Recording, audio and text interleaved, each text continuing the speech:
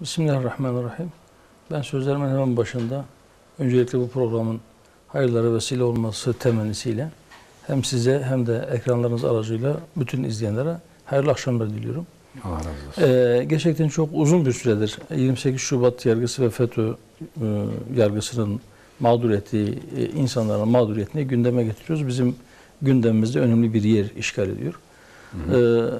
Belki başka hiç kimsenin gündeminde değilken ısrarla biz bunu gündemde tutmaya devam ettik. Israrla bunu gündemleştirmeye çalıştık. Kamuoyunu da gündemine getirmeye çalıştık. Birkaç ay önce kamuoyunda daha fazla konuşulur olmaya başladı. Hüdapar dışında da bazı kişilerin, bazı STK'ların, bazı yazar çizerlerin bunu gündem etmesi takip etti. Ve en son gördük ki hükümetin de gündemine geldi. Bu ısrarlı takip bu konuyu hükümetin gündemine getirdi. İnşallah hükümetin gündemine girmesinden sonra öyle ümit ediyoruz ki somut bazı gelişmeler de olsun. Fakat somut bir şey görmeden çok uzun bir süredir gündem ettiğimiz bu şeyle ilgili biz bunu gündem etmekten vazgeçmeyeceğiz. Bugün bizim genel merkezimiz tarafından yine yapılan bir gündem değerlendirmesi vardı. Aşağı yukarı yapılan açıklamanın yarısı yine bu konuya ayrılmıştı. 28 Şubat yargısının ve FETÖ yargısının mağdur ettiği insanlar. 2 gün önce pazar günü Bingöl 2. olan il kongremizde yine gündemimizin önemli bir kısmını 28 Şubat yargısı ve FETÖ yargısının mağdur ettiği insanlar vardı. Bundan sonra da böyle olmaya devam edecek. Ne zamana kadar? Ta ki bu bir sonuç doğurana kadar. Evet. Hükümetin şu anda bunu gündeme getirmiş olması, Sayın Cumhurbaşkanı'nın Adalet Bakanlığı'nda bir çalışma var. Bu işi adaletin tecellisi için yasal bir düzenleme yapın şeklinde talimat verdiğini açıkladıktan sonra bugün bir gazeteye düşen bir haber var. Adalet Bakanlığı bünyesinde 7 kişilik bir komisyon kurulduğu, 28 Şubat yargısının mağdur ettiği insanların mağduriyetinin giderilmesi ve iade itibar için bu komisyonun çalışmalara başladığı şeklinde bir haber vardı. Tabii ne kadar doğru, bu komisyonun çalışmasının kapsamı nedir? İşe nereden başlıyorlar? Onu henüz bilmiyoruz. Detaylar belli değil. Ama dediğim gibi bu konuda sonuç alıncaya kadar biz bunu gündem etmeye devam edeceğiz ve bu işin peşini bırakmayacağız inşallah. Peki efendim. Şimdi bu bahsettiğiniz çalışma Adalet Bakanlığı bünyesinde bir komisyondan bahsediliyor. Size göre nasıl bir yol takip edilmeli? Yani ivedilikle özellikle bunun sonuca varması için nasıl bir yol takip edilmeli? Burada meclis ya da işte siyasi partiler, sivil toplum nasıl bir yol takip edilmeli? Hükümet ne yapmalı? Yani şimdi aslında tek tip bir çalışma ile veya bütün dosyalar için, bütün mağdurlar için tek düze bir yöntem ile bu işin sonuçlanması şeklinde bir teklifimiz yok. Biz daha önce de hükümete de ilettik. Hükümet yetkilileriyle görüşmelerimizde bu konuyla ilgili, bu konunun ehemmiyetiyle ilgili düşüncelerimizi paylaştık. Hatta yazılı bazı raporları da sunduk hükümete. Şimdi idari tasarruflarla yapılacak bazı şeyler var. Yargının düzeltebileceği bazı hususlar var. Bir de yasal olarak yapılması gereken bazı düzenlemeler var. Dün Genel Başkan Yardımcımız, İnsan Hakları ve Hukuk İşleri'nden sonra Genel Başkan Yardımcımızın da bir açıklaması vardı. Eğer devletin bugün terörist olarak vasıflandırılan ve bu nedenle cezaevlerinde olan memurların oluşturmuş olduğu devlet hafızası düzeltilmeden, onların oluşturduğu devlet hafızasına bakarak veya arşivlere bakarak, o belgelere dayanarak yeniden bir yargılama da yapılırsa tam olarak adaletin tecelli etmesini beklemek çok kolay değil. Evet, ya burada bir zihniyet problemi de var o zaman. Tabii. Tabii bir zihniyet problemi var. Yani şimdi 28 Şubat 1000 yıl devam edecek demişlerdi. İşte Sayın Başbakan açıklama yaptı. 1000 yıl süreceği iddia edilen 28 Şubat'ı biz işte tarihin çöplüğüne attık. Evet. Ve sorunları da şu anda hesap veriyor şeklinde bir çıkış yaptı 28 Şubat'ın yıl dönümünde ama maalesef yer yer 28 Şubat'ın zihniyeti halen devam ediyor. Neydi 28 Şubat? Sadece bir hükümetin devrilmesi değil. 28 Şubat eğer en böyle kapsayıcı şekilde tarif edilecekse kısaca onların tabiriyle 28 Şubat zihniyetinin tabiriyle bir irtica ile mücadele süreciydi. İrtica dedikleri şeyin ne olduğunu kamuoyu çok iyi biliyor.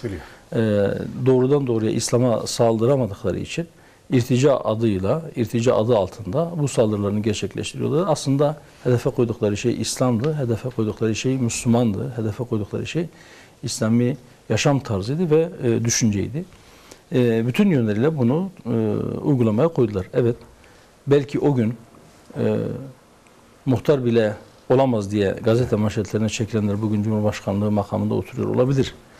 Belki o gün siyaset yapma hakkı elinden almış olanlar bu haklarını geri kazanmış olabilir. Ama o gün başörtülerinden dolayı okul kapılarından kovulan insanların önemli bir kısmı yeniden üniversitelere dönemedi. Belki o gün yine yaşam tarzından veya düşüncelerinden dolayı memuriyetten atılmış olan insanların önemli bir kısmı bu vazifelerine dönemediler. Ve o gün o 28 Şubat sürecinin briefingli yargısı tarafından müebbet hapislere mahkum edilen insanların yüzlercesi bugün halen cezaevlerinde kalmaya devam ediyor. Ve yargıdaki o zihniyet değişimi gerçekleşti mi? Doğrusu bu soruya olumlu cevap vermek de çok kolay değil. Yargı bugün ne durumda? Belki bazı konularda o dönemdeki kadar sert kararlar almıyor ama neticede dediğim gibi, az önce söylediğim gibi o dönemin memurlarının ve o dönemin zihniyetinin oluşturmuş olduğu devlet hafızası hala yerli yerinde duruyor. Çarpıcı olsun diye şöyle bir örnek vereyim. Mesela FETÖ yargısının emniyet istihbaratının askerinin önemli bir kısmının FETÖ'ye yakın insanlar tarafından işgal edildiği, FETÖ mensubu kişilerin bu görevlerde bulunduğu dönemlerde Selam Tevhid Kudüs Ordusu diye bir örgüt icat ettiler. Bu örgütün başındaki kişinin de Sayın Cumhurbaşkanı Recep Tayyip Erdoğan olduğunu söylediler ve devlet hafızasına bu şekilde girdi. Şu anda Selam Tevhid Terör Örgütü diye bir örgüt devlet hafızasında var. Aslında olmayan bir örgüt, hayali bir örgüt. Fakat devlet hafızasında şu anda öyle bir terör örgütü var. Düzenli olarak bakanlık ve ilgili birimler olmayan bu örgütü takip etmeye devam ediyor. Ve Türkiye Cumhuriyeti devletinin mevzuatında, kanunlarında, anayasasında hiçbir şekilde herhangi bir polis müdürü tarafından, herhangi bir şube müdürü tarafından terör örgütü olarak vasıflandırılıp dosyası mahkemeye intikal ettirildikten sonra İçişleri Bakanlığı'na sorulmuşsa böyle bir terör örgütü var mı diye, onlar da evet vardır demişse bu ismin o listeden silinmesine dair hiçbir şey yok, mekanizma yok. Yani çok tabii yani çarpıcı bir şey bu. Çok çarpıcı ve eğer bu böyle devam ederse yarın bir gün iktidar değişikliğinde herhangi bir kişi, herhangi bir polis müdürü işte bizim kanunlarımızda, biz devlet hafızasında işte kayıtlarda böyle bir terör örgütü var. Şimdi merak ettiğim biz bir şey var terör örgütüne yönelik bir operasyon yapacağız derse bunun önünde herhangi yasal bir engel yok. Yani bir grubu ya da bir hareketi terör örgütü olarak isimlendirmek, bunu böyle tanımlamak, böyle kabul etmek kimin yetkisinde olan bir şey? Yani bu bahsettiğiniz hadise AK Parti 16 yıldır iktidar. Evet. Bu yeni bir şey. Yani bahsettiğiniz örgüt de yeni. AK Parti kendi iktidarında böyle bir harekete terör örgütü tanımlaması mı getirdi? Bilmeden, AK Parti iktidarı değil. Yani yasal düzenleme olarak yapmadılar bunu. AK Parti iktidara geldikten 10 yıl sonra AK Parti'nin iktidarda olduğu bir dönemde AK Parti İçişleri Bakanı'nın emrinde çalışan emniyet Selam Tevhid diye bir örgüt icat etti ve Sayın Cumhurbaşkanı da bu örgütün lideri olduğunu söyledi ve devletin kayıtlarına bu şekilde girdi ve bunu bu kayıtlardan çıkaracak bir mekanizma yok. Söylediğim şey bu. Anladım. Bu kadar açık ve net. Çok net. Ve AK Parti 16 yıllık iktidarında belki son birkaç ay bunu öğrenmiş olabilir. Böyle bir mekanizmanın yokluğundan da haberdar değil AK Parti. Ya durum bu kadar vahim. Şimdi çok aslında yani bir yönüyle tabii başa mı dönüyoruz, hiç mi mesafe alamadık diye de sormadan edemiyorum. Yani şunun için özellikle hani vesayetle mücadele ediliyor, askeri vesayet, işte yargı vesayet, şu bu falan denildi. Evet bazı şeyler atıldı, adımlar atıldı ama hali hazırda yani bu ülkenin Cumhurbaşkanı, hükümet, kabine üyeleri bile bazı şeylerden yani ya haberdar değil ya buna bir çözüm üretemiyorlarsa o zaman ortada çok ciddi bir sorun var demektir. Ya bu böyle bir durumda burada bir muktedirden bahsetmek zaten mümkün görünmüyor. Bir iktidar olup olmadığı da meçhul gibi. Yani kim yönetiyor bu memleketi? Bu meselenin farkında olmama ihtimali çok daha güçlü bir ihtimal, çok daha büyük bir ihtimal. Yani böyle bir mekanizmanın yokluğunu bilmiyor olmaları daha güçlü bir ihtimal. Ama böyle bir gerçekliğimiz var. Evet. AK Parti 16 yıldır iktidarda ama işte o 28 Şubat zihniyetinin sürdüğü, insanları mağdur ettiği dönemde sorun olan pek çok şey yasal düzenlemelerle değil, daha çok idari tasarruflarla veya fiili durumlarla atlatılmış durumda. Mahkemeleri vermiş oldukları kararları Cumhurbaşkanlığı dahil hükümetin tamamı bir araya da gelse, yani idare olarak, icra makamı olarak mahkeme kararlarını iptal etmesi veya bu mahkeme kararlarını geçersiz sayması mümkün değil. Bir mahkeme kararı varsa ve bir kanuna dayanarak, eşi kılıfına uydurarak bu mahkeme bu kararı vermişse o karar infaz edilir. Ne zamana kadar? Ta ki bir yasal değişiklik oluncaya kadar. Şimdi meclis, yani yasama organı bir dönem verilmiş olan kararların o kararları veren kişilerin yapısından dolayı, o kararı veren kişilerin usulsüz işlem yapmış olmalarından dolayı veya bununla ilgili çok ciddi şaibelerin ortaya çıkmış olmasından dolayı bir düzenleme ile işte şu nitelikteki mahkemelerin yapmış oldukları yargılamalar yenilenir diye bir tek maddelik bir kanun çıkarırsa bütün bu yargılamalar yeniden yapılmak zorunda kalır. Yani bu yasama organının işidir. Şimdi Sayın Cumhurbaşkanı buna yetkisi yok mu?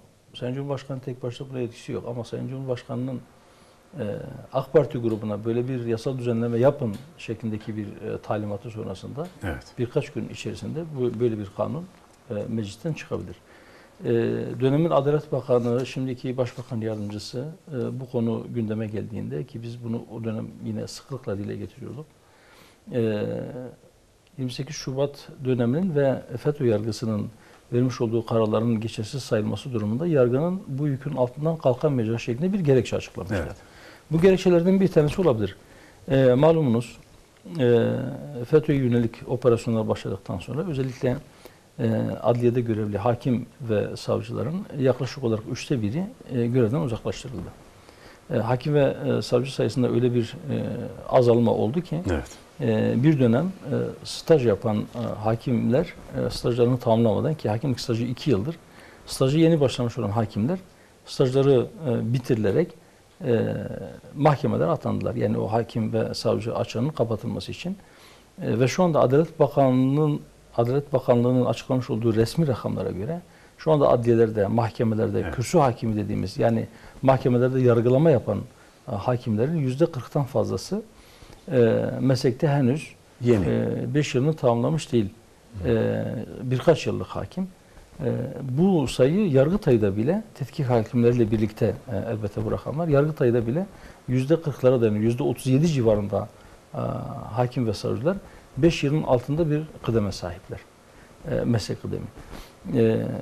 Bu yani idari olarak değerlendirildiğinde evet belki bu kadar dosyanın, işte şu kadar sayıda dosyanın tamamının yeniden ele alınmasını yargıdan talep etmek, mahkemelerden istemek, mahkemelerin iş yükünü belki artıracaktır. Doğru. Fakat böyle bir gerekçe, o zaman da söyledim, bu stüdyolardan da daha önce ben söylediğimi hatırlıyorum, ne insanidir, ne vicdanidir, ne de adildir. Yani sizin hakim ve savcılarınızın sayısı yetersizdir diye, sayıları azdır diye siz yıllardır, 10 yıllardır, hatta 20 yıl aşkın bir süredir zulmen cezaevinde olduğuna inandığınız insanların biraz daha cezaevinde kalmasını istemeye hakkınız yoktur. Bu hakkı nereden buluyorsunuz? Veya böyle bir şeyi siz nasıl izah edebilirsiniz? Bu insanlığın vicdanında, kamu vicdanında doğrusu mahkum edilecek bir yaklaşım tarzıdır. Fakat dönemin Adalet Bakanı bunu açık yüreklilikle dile getirdi. Eğer biz o kararların tamamını geçersiz sayarsak yargıya böyle bir anormal bir yük biner diye. En son Yargıtay Başkanı'nın da yapmış olduğu bir açıklama var. Demiş ki, arkadaşların aktardığına göre, ben açıklamayı dinlemedim. Demiş ki hırsızlık yaparken suçüstü yakalanan bile, işte ben FETÖ üyesi hakim tarafından yargılandım, ben yeniden yargılanmak istiyorum. Kuşkusuz böyle bir talepte bulunan kişinin talebini inceleyip sonuca bağlamak çok fazla zamanını almaz. Yani hırsızlık dosyalarının hacminin ne olduğunu biliyoruz. Fakat bizim bahsettiğimiz başka bir şey. Siyasi saiklerle, siyasi nedenlerle yani verilmiş olan siyasi kararlardan bahsediyoruz. Hiç kimse işte adli vakalarda veya işte eğer tabii onun da siyasi bazı hedefleri ve amaçları yoksa, kendi yandaşlarına alan açmak için, birilerini sırf itibarsızlaştırmak için çok adi hırsızlık gibi, rüşvet gibi, dolandırıcılık gibi bazı suçlarla itham edip onları mahkum etmemişlerse, eğer böyle bir durum varsa, şüphesiz o kişilerin de yeniden yargılanma isteme yani. ve Sadece zedelenmiş olan siyasiler itibarlarının düzeltilmesini isteme hakkı olmalıdır. Evet. Fakat daha çok şu anda tartışma konusu olan siyasi sahiplerle verilmiş olan hukuki olmayan siyasi kararlar ve özellikle İslami kesimlere yönelik 28 Şubat süreci işte dedik ya, eğer çok özel veya işte kapsayıcı bir şekilde, Evet. basit bir şekilde tarif edilecekse onların irticayla mücadele dediği İslami kesimlere yönelik bir imha planıydı, bir yok etme planıydı. Bu anlamda İslami kesimlere yönelik verilmiş olan çok ağır cezalar, müebbet hapis cezaları uyduruk delillerle, oluşturulmuş delillerle, kumpaslarla, hatta bizzat bazı dosyalarda açıkladık ki polisin kendi eliyle, el yazısıyla yazmış Evet. olduğu bazı belgelerle pek çok sayıda insan çok ağır cezalara çarptırıldılar. Ve bu vicdanları sızlatıyor. Öyle zannediyorum ki bu kadar yoğun talep ve tepkiler hükümeti de bir noktada harekete geçirecektir. Fakat bu harekete geçme ne kadar zaman alacak veya bunun sonuç doğurması ne kadar zaman alacak veya bu doğuracağı zaman ne kadar kapsayıcı olacak? Birileri yine Şubat soğuğunu yaşamaya devam mı edecek? Onu bakalım, zaman gösterecek. Zaman gösterecek. Evet. Şimdi sormak istediğim bir şey daha var. Siz de yanlış hatırlamıyorsam Bingöl'deki konuşmanızda yargıya güvenin çok alt seviyelerde olduğunu, yani halkın %90'ından fazlasının yargıya güvenmediğini ifade ettiniz. Şimdi bu tabii yani 28 Şubat ve FETÖ yargısı ile ilgili yaşanan mağduriyetler diyelim ki telafi edildi. Yani umudumuz o. Bu insanlar bir şekilde cezaevinden çıktı. Fakat yani zihniyetle ilgili halkın %99'u Müslüman olan bu coğrafyada insanların düşüncelerini, inançlarını ifade etmeleriyle ilgili önümüzdeki süreçte benzer sorunların yaşanmaması adına daha kapsamlı, daha sağlam, ayakları yere basan bir düzenleme. Örneğin işte terörün tanımından tutunuz, işte başka mevzulara kadar.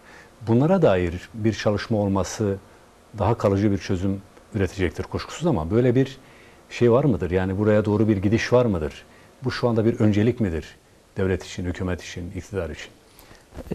Hükümetin böyle bir önceliğinin olduğuna dair bir belirti, bir emare yok doğrusu şu anda. Evet. Ama olmalı mıdır diye sorarsanız elbette bu olmalıdır. Ya biz şu şekilde yapmış olduğumuz bir formülasyon var. Formüle ettiğimiz şey. Diyoruz ki vatandaş devletin resmi ideolojisine göre şekillendiriliyor. Sistem milletin değerleriyle barışmalıdır ve ona uyumlu hale gelmelidir. Yani sistem, rejim vatandaşı kendi öngördüğü kalıplar içerisine sokmaktan vazgeçmeli. Evet. Kendi öngördüğü kalıpları onlara dayatmaktan vazgeçmeli. Milletin inancıyla, örfüyle, tarihiyle, kültürüyle, geleneğiyle uyumlu hale gelmeli. Hatta parti programımızda söylediğimiz hususlardan bir tanesi şudur. Eğer milletin vekili olarak seçilip meclise giden insanlar vekil ise, asıl olan millet ise, o meclisin dahi milletin örfüyle, milletin inancıyla çelişen kanunlar yapma etkisi yoktur. Yani evet, belki anayasada böyle bir hüküm yok. Fakat işin tabiatı gereği böyle olmalıdır. Eğer siz vekil iseniz, asıl olanlar sizi oraya göndermişse, o zaman siz onların işlerini onların istediği şekilde ve onların inançlarına, onların kültürüne, onların tarihine, onların geleneklerine uygun şekilde yürütmek zorundasınız. Eğer siz bu çerçevenin dışına çıkarsanız, o zaman siz vekalet görevinizi kötüye kullanmış olursunuz. Siz kendi haddinizi, kendi sınırlarınızı aşmış olursunuz. Yürütme makamı da işleri yürütürken, yani o çıkan kuralları, meclis tarafından konan kuralları tatbik ederken ve milletin işlerini yürütürken, o işleri görürken hizmetkar olduklarını, milletin hizmetinde olduklarını unutmamalı ve yine milletin istediği şekilde onun örfüne, inancına uygun şekilde işleri yürütmelidir. Mahkemeler dahi buna uygun davranmak, çıkan bu yasaları, yani milletin örfüne, inancına, kültürüne uygun yasaları yorum yoluyla dahi olsa değiştirememeli. Fakat Türkiye'de böyle mi oldu? Hayır. Mesela, yani herkesin bildiği bir misal olsun diye söyleyelim. Allah gani gani rahmet eylesin, rahmetlik Erbakan Hoca. Bingöl'de dedi ki işte eskiden okullar besmele ile açılıyordu. Siz geldiniz, bunu değiştirdiniz. Besmele'yi kaldırdınız, yerine işte Türk'üm, doğruyum, çalışkanım diye bir ant getirdiniz. Siz böyle söyleyince birilerinin de işte ben Kürdüm, daha doğruyum, daha çalışkanım deme hakkı doğdu. Yani. Şimdi bunu söylerken sistemin bir yanlışına işaret eden Evet. rahmetli Erbakan Hoca halkı kin ve düşmanlığa tahrik etmekten mahkemede suçlu bulundu. Bugünkü Sayın Cumhurbaşkanı Siirt'te okumuş olduğu ders kitaplarında bulunan bir şiirden dolayı camiler kışlamız, müminler asker, minareler süngümüz, kubbeler miğfer diye bir şiir okudu Evet. diye yine halkı din farkı gözeter, kin ve düşmanlığa tahrik etmekten suçlu bulundu ve siyasi yasaklı hale geldi. O yüzden 2002 seçimlerine giremedi. Partisinin genel başkanı olmasına rağmen ilk hükümet kurulduğunda biliyorsunuz Sayın Abdullah Gül 11. Cumhurbaşkanı birinci AK Parti hükümetinin başbakanı olarak görev yaptı. Ta ki daha sonra Siirt seçimleri iptal edildi. Şimdi düşünün böyle bir memlekette halkın %90'dan fazlası Müslüman olan bir memlekette memleketteki bir siyasetçi böyle bir şiir okuyor diye bunu hükümet söylüyor, bunu Sayın Cumhurbaşkanı söylüyor, bunu bütün millet söylüyor. Böyle bir şey olabilir ama oldu. Nasıl oldu? İşte siz yasaları muğlak halde bulundurursanız, yargı işte briefing alan yargı, apoletlerden talimat alan yargı ki ben daha önceki bir konuşmamda şey demiştim, ben işte hakimlerin cübbesinin düğmesi yoktur, ilik de yoktur. Evet. Ya bunun bir sembolik bir anlamı vardır. Bu cübbe kimsenin önünde iliklenmez. Ama o iliksiz cübbeler bile 28 Şubat sürecinde üniformaların önünde iliklendi. Evet. Ayağa kalkıp dakikalarca alkışladılar, cübbelerin önünü kavuşturdular, alkışladılar ve talimatlarına da o talimatlara göre kararlar verdiler. O kararlar sonucunda yüzlerce insan mağdur edildi, çok ağır cezalara çarptırıldı ve şu anda 600'e yakını halen cezaevinde ömür tüketmeye devam ediyor. Biz bunu söylüyoruz. Yani bu halkın inancıyla eğer siz sistemi uyumlu hale getirmezseniz sadece palyatif, sadece pansuman tedbirlerle defakto olarak bugün iktidarda olduğunuz için bürokrasiye verilmiş olduğunuz talimatlarla fiili olarak durumu idare yoluna giderseniz yarın bir gün iktidar değiştiğinde bir başka zihniyete sahip insanlar yönetmeye geldiğinde çok kısa bir sürede her şey eski haline dönebilir. Eski tas, eski hamam. Millet buna geçit verir mi? Millet direnecektir. Ben öyle inanıyorum ki 15 Temmuz bunun kanıtlarından bir tanesidir. Fakat tabii millet buna direnirken bazı sıkıntılar yaşayacaktır. Bunun olmaması için bütün mevzuatın gözden geçirilmesi, bu milletin değerleriyle uyumlu hale getirilmesi gerekir. Peki efendim. Evet. Şimdi doğrusu ben sormak istiyordum.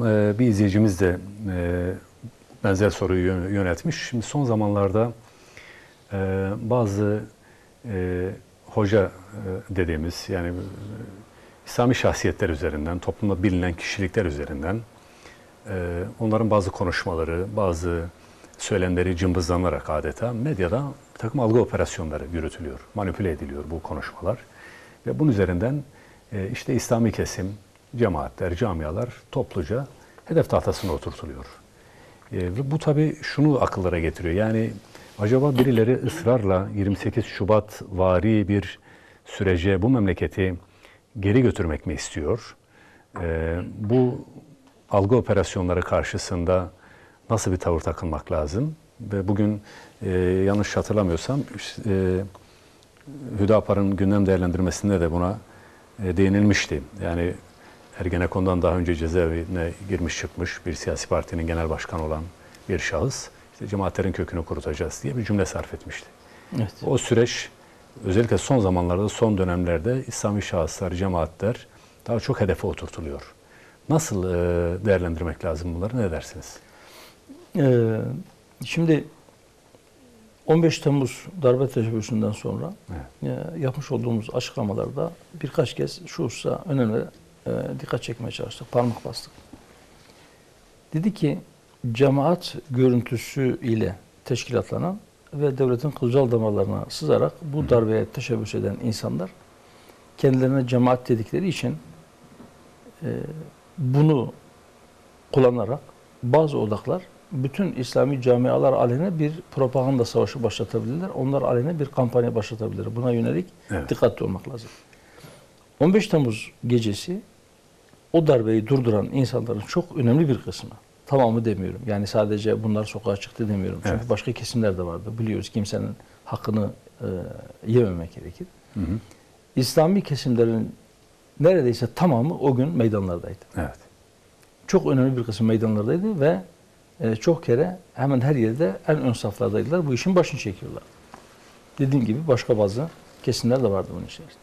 Evet. Hal böyleyken 15 Temmuz darbe teşebbüsünü İslami kesimlerin aleyhine bir koz olarak kullanıp diğer cemaatleri, diğer camiaları, İslami kesimleri bir anlamda tasfiye etmek için bir araç haline getirme tehlikesine dikkat çektik. Bu öylesine söylenmiş sözler değildi. Evet, o dönem daha önce belki FETÖ yargısı tarafından tutuklanmış, cezaevine atılmış bir siyasi şahsiyet ki bunu biliyoruz daha önce Beka Vadisi'nde PKK'nın başındaki kişi Abdullah Öcalan'a çiçek takdim ederken, onun silahlı adamlarını teftiş ederken sarmaş dolaş fotoğrafları kamuoyunun hafızasında hala canlıdır. Tahliye olduğunda cezaevinin kapısında sadece FETÖ'nün değil, bütün cemaatin kökünü kazıyacağız şeklinde bir tehdit savurmuştu. Bu gücü nereden buluyor? Bilemiyorum ama şu cümlesini de belki unutmamak gerekir. Gündem değerlendirmemizde de var. Bir müddet sonra Türk yargısı şu anda altın çağını yaşıyor şeklinde bir cümle de sarf etmişti. Şimdi devlet içerisinde adeta işte bazı önemli noktaları ele geçirerek ikinci bir devlet gibi veya paralel bir devlet gibi yapılanan sadece FETÖ değil. Başka bazı yapılar da var. Kendisini devletin sahibi gibi gören ya da onu sahiplenip diğer kesimleri dışlamak isteyen veya kendileri gibi düşünmeyen insanların tamamını vatan haini olarak ilan eden ki bu kesim, bahsettiğiniz kesim vatan hainliği tabirini en çok kullanan siyasi hareketlerden bir tanesi. Neredeyse kendileri dışındaki herkesi vatan haini olmakla itham ediyorlar. Şimdi böyle bir şey söylüyorlar ve demek ki devlet içerisindeki bazı odaklardan veya devlet içerisinde yerleştirdikleri bazı adamlarından da bu gücü alarak söylüyorlar.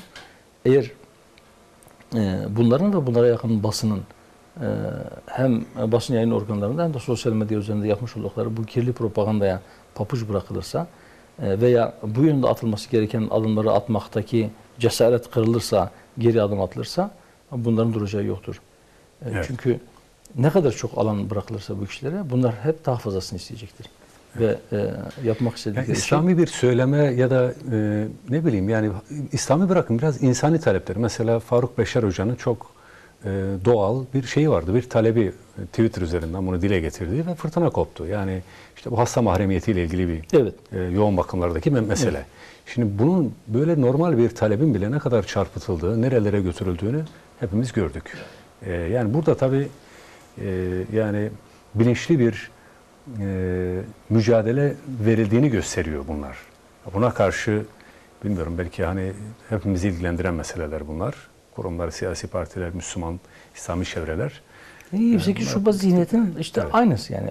Arada emin olun zerre fark yok. 28 Şubat'ta da zihniyet aynı. Evet. Yani açıktan İslam'a saldıramadıkları için farklı bazı tabirlerle, farklı bazı terimlerle veya kavramsallaştırmalarla bu işi yapıyorlar. Yani işte o gün 28 Şubat irticayla mücadele ediyordu. Bugün işte gericilik derler. Bugün işte geri kafalılar derler. Bugün işte ne bileyim başka bir sıfat takarlar.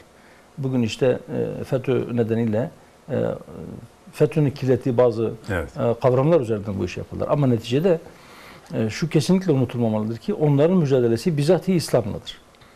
Ve İslami olan her şey onlar için hedeftir. Belki alenen İslam'a karşı bir şey diyemiyorlar. Yani bunu diyemedikleri için zaten böyle yapıyorlar. Eğer bu şu anda yapmış oldukları saldırılar hedefine ulaşırsa, yani bazı geri adımlar atılırsa, yeterince güçlendiklerini düşünürlerse, yani o noktaya geldiklerine inanırlarsa o zaman açıktan İslam'a savaş açarlar. Bölgemizde bazı örneklerini gördük. Resulullah Aleyhisselatü Vesselam Efendimizle açıktan dalga geçen, Diyarbakır'da billboardlara bazı karikatürlerin aslında biz gördük. Evet. Belli bir güce, belli bir çoğunluğa, belli bir sayıya ulaştıklarını düşünenler açıktan bu işi yapacaklar. Ama bugün o cesaretler yok. İnşallah hiçbir zaman da o sayıya ulaşamayacaklar. İnşallah. Çok teşekkürler. Başka bir konuyla devam edelim. Tabii şimdi 2019 seçimleri birkaç aydır çok hararetli tartışmalar başladı. Devam ediyor. En çok da seçim ittifakı konusu var gündemde. Bu ittifakların isimleri zaman zaman değişiyor. En son Meclise Anayasa Komisyonu'na da geldiği bir teklif. 9 maddesi geçti diye hatırlıyorum. Devam ediyor sanki 26 maddelik bir teklif. Şimdi sorum şu, yani bu seçim ittifakları ile ilgili Hüdapar'da çok konuşuluyor. Sosyal medyada çeşitli iletişim araçları üzerinden. Hüdapar'ın işte herkes kendine göre bir değerlendirme yapıyor. Konumlandırıyor Hüdapar'ı bir yerlere. Hüdapar'dan henüz bir açıklama yapılmış değil bildiğim kadarıyla. Hüdapar ne düşünüyor? Yani bu seçim ittifakları ile ilgili nerede duruyor? Ne yapmayı planlıyor? Ne dersiniz? Şimdi eğer seçimler zamanında yapılırsa Cumhurbaşkanlığı seçimi ve milletvekilliği genel seçimi 2019 yılının Kasım ayında yapılacak. Yani şu anda 20 aya yakın bir süre var. 1 yıl 8 ay gibi bir zaman var. Seçimler normal zamanda yapılırsa. Ondan önce 2019'un Mart ayında yani takriben bir sene sonra, bir yılı biraz aşkın bir süre sonra Mart ayının sonunda mahalli seçimler yapılacak. Mahalli seçimler pek konuşulmuyor. Ondan 8 ay sonra veya 7 ay sonra yapılacak milletvekili genel seçimi ve cumhurbaşkanı seçimi konuşuyor. Bu akla şunu getiriyor. Acaba hükümet her ne kadar aksini iddia etse de AK Parti'nin geleneğinde seçimleri zamanında yapmak vardır. Seçimler zamanında yapılacak dese de acaba bu seçimler öne mi çekilecek diye doğrusu bir soru işareti oluşturuyor. Yani önce genel seçimi sonra yereli mi yapmak isteyecekler? Mümkündür. Yani şimdi meclise sevk edilen bu teklif de, kanun teklifi de 9 maddesi Anayasa Komisyonu'ndan geçti. Bunun yürürlük maddesi yani son 2 maddesi hariç sanırım 24. maddesi olacak. 24. maddesinde şöyle bir değişiklik getiriliyor. Hatta şu andaki mevcut düzenlemelere göre hem anayasada hem de mahalli seçimleri düzenleyen yasada şöyle bir hüküm var. Eğer milletvekili genel seçimleri veya ara seçimleriyle mahalli idareli seçimlerin arasında bir yıldan daha az bir zaman varsa mahalli idare seçimleri, milletvekili seçimleri birlikte yapılır diye bir hüküm var. Evet. Şimdi bu 24. maddede yani bu teklifin 24. maddesiyle bu hükümler yürürlükten kaldırılıyor. Yani arada bir yıldan daha az bir zaman olsa da iki seçim birleştirilmez, ayrı ayrı yapılır anlamındadır bu. Evet. Birlikte yapılır hükmü ortadan kaldırılacaksa. Öyleyse diyoruz acaba hükümet yerel seçimlerden önce 2018'in sonbaharında veya yaz aylarında acaba baskın bir milletvekili seçimi ve cumhurbaşkanı seçimini bu milletin önüne koyar mı, sandık koyar mı? Eğer böyle olursa seçim ittifaklarının şimdiden konuşulması çok erken sayılmaz. Evet. Yani birkaç ay öncesinden konuşulması. Ama yok 20 ay sonra yapılacak seçimlerle ilgili ittifakın bugünden konuşulması gerçekten normal bir durum değil. Şu anda bizim gündemimizde seçim ittifakları yok. Yani herhangi bir partiyle ittifak yapmama, herhangi bir partiye ittifak teklifi götürme gibi bir şeyimiz yok. Bize gelen herhangi bir ittifak teklifi de yok. Seçimlere 20 aylık bir zaman kalmış iken ki meşhur sözdür hani siyasette 24 saat bile uzun bir zamandır. Evet. 20 ay çok kısa bir süre değil. Yani. Bazı hükümetlerin ömrü bile 20 ay 20 ay sürmemiştir. Doğru. Şimdiden ittifakları konuşmak. Konuşanlara biz bir şey demiyoruz. İttifaklar, yani bu kadar erken, seçim ittifakları yani bu kadar siyasetin doğasında vardır. Yani konuşulabilir, isteyen istediğiyle ittifaklar kurabilir. Bu doğal. Hatta belki bu %10'luk seçim barajı diğer partileri de ittifaklara zorlayabilir.